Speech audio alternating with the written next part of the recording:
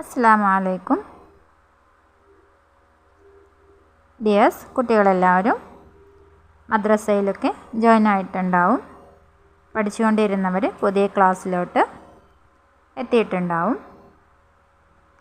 ഇന്നത്തെ നമ്മുടെ വീഡിയോയിൽ കാണിക്കാൻ പോകുന്നത് അറബി അക്ഷരങ്ങൾ, അവയുടെ ബേസിക് തൊട്ട് പഠിക്കാൻ യൂസ്ഫുള്ളായിട്ടുള്ള കാര്യങ്ങളാണ്. പിക്ചറോട് ആഡ് ചെയ്തിട്ട് ഓരോ പിക്ചറും നിങ്ങൾ നന്നായിട്ട് ശ്രദ്ധിക്കുക. അക്ഷരങ്ങൾ അറിയാത്ത കൊച്ചുകുട്ടികൾക്ക് വളരെ ഉപകാരപ്പെടുന്നൊരു വീഡിയോ ആവണം എന്നാണ് ഉദ്ദേശിക്കുന്നത്. ഉപകാരപ്പെടണമെങ്കിൽ നിങ്ങൾ പാരൻസ് ശ്രദ്ധിക്കുക. അക്ഷരങ്ങൾ പഠിക്കാൻ താല്പര്യമുള്ള കൊച്ചുകുട്ടികളെ കൊണ്ട് വീഡിയോ കാണിക്കുക. അതിൽ വരുന്ന അവരുടെ സംശയങ്ങളൊക്കെ പറഞ്ഞ് അവരെ എഴുതാൻ വേണ്ടിയിട്ട് സഹായിക്കുക. അറബി അക്ഷരമാലയിൽ 28 അക്ഷരങ്ങളാണ് വരുന്നത്. ആദ്യമായിട്ട് കാണിക്കാൻ പോകുന്നത് സിംബൽസ് ആണ്.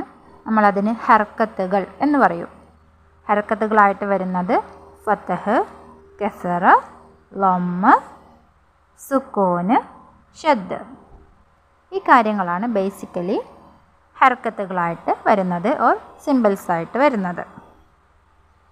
ഈ ഒരു പിക്ചറിൽ കാണിക്കുന്നത് പോലെ ഏറ്റവും ആദ്യത്തെ സിംബലാണ് ഫതഹ്, രണ്ടാമത് വരുന്നതാണ് ലമ്മ്, അതിന് താഴെ സുക്കൂന്, അത് കഴിഞ്ഞിട്ട് കസർ, ദെൻ ലാസ്റ്റ് വരുന്നത് ഷദ്.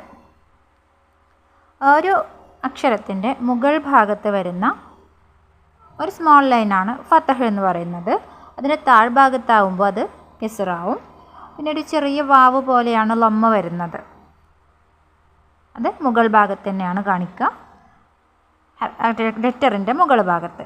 പിന്നെ വരുന്നത് സുക്കൂനാണ്. സുക്കൂനും ഫതഹിൻ്റെയും ലമ്മിൻ്റെയും പോലെ തന്നെ ഒരു അക്ഷരത്തിൻ്റെ മുകൾ ഭാഗത്താണ് സുക്കൂന് കാണിക്കുക. ഷദ് വരുന്നത് ഒരക്ഷരത്തെ കട്ടി കൂട്ടാൻ വേണ്ടിയിട്ടാണ് ഷദ് വരുന്നത്. അപ്പോൾ ഇത്രയാണ് ബേസിക്കലി നമുക്ക് ഹർക്കത്തുകൾ വരുന്നത്. ഇനി ഓരോ ലെറ്റർ വെച്ചിട്ട് നമുക്ക് നോക്കാം. അറബി അക്ഷരമാലയിൽ ആദ്യമായിട്ട് വരുന്ന അക്ഷരമാണ് അലിഫ്. ലെറ്റർ അലിഫ്.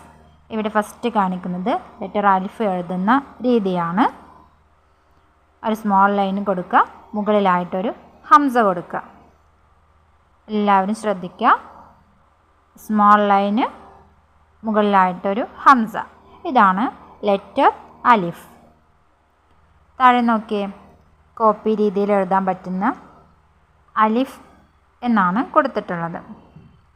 കുട്ടികൾക്ക് ഇതേപോലെ നോട്ട്ബുക്കിൽ പെൻസിൽ ഉപയോഗിച്ചിട്ട് അലിഫ് എഴുതി പഠിക്കാം.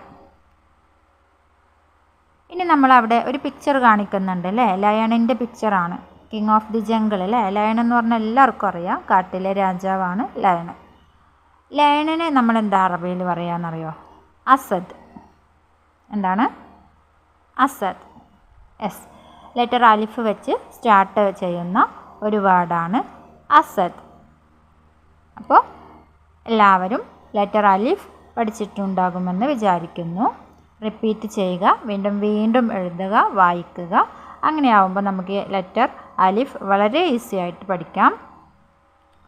അടുത്തതായിട്ട് വരുന്നത്, നമ്മൾ ഈ അലിഫ് എന്ന ലെറ്റർ ഒറ്റക്കായിട്ട് എഴുതും. ഇനി മറ്റൊരു അക്ഷരത്തിൻ്റെ കൂടെ ജോയിൻ ചെയ്ത് വരുമ്പോൾ, അതായത് കൂട്ടി എഴുതുമ്പോൾ, രണ്ട് രീതിയിലാണ് അതിൻ്റെ റൈറ്റിംഗ് വരുന്നത്. ഫസ്റ്റ് പിക്ചർ ഓക്കെ, ഇവിടെ 2 ബോക്സ് കൊടുത്തിട്ടുണ്ട്. ആദ്യത്തെ ബോക്സിൽ ലെറ്റർ അലിഫ് ഒറ്റക്കാണ് നിൽക്കുന്നത്. ലെറ്റർ അലിഫ് ഒറ്റക്ക് നിൽക്കുമ്പോൾ ഈ രീതിയിലാണ് വരിക. അതായത് സ്മോൾ ലൈന്, മുകളിലായിട്ടൊരു ഹംസ. ഇതാണ് ലെറ്റർ അലിഫ് ഒറ്റക്ക് വരുന്നത്, സെപ്പറേറ്റ് ആയിട്ട് എഴുതുന്നത്. ഇനി നെക്സ്റ്റ് ബോക്സിലൊക്കെ മറ്റൊരു ലെറ്ററിൻ്റെ കൂടെ വരികയാണെങ്കിൽ ഇതേപോലെയാണ് ലെറ്റർ അലിഫ് ജോയിൻ ചെയ്തിട്ട് വരിക. ആ ഒരു പിക്ചറാണ് ഇവിടെ കാണിക്കുന്നത്. അപ്പോൾ സെപ്പറേറ്റ് വരുമ്പോഴും ജോയിൻ ചെയ്ത് വരുമ്പോഴും ലെറ്റർ അലിഫ് എങ്ങനെയാണെന്ന് നന്നായിട്ട് ശ്രദ്ധിക്കുക. പാരൻസ് കുട്ടികൾക്ക് പറഞ്ഞു കൊടുക്കുക.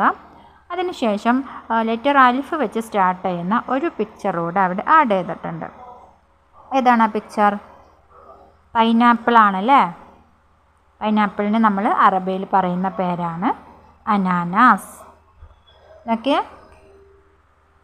അനാനാസ്.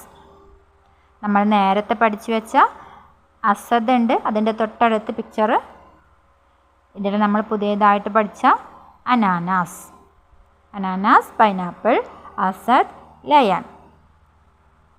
ഈ 2 വേർഡ്സാണ് നമ്മൾ ലെറ്റർ അലിഫ് വെച്ചിട്ട് പഠിച്ചിട്ടുള്ളത്.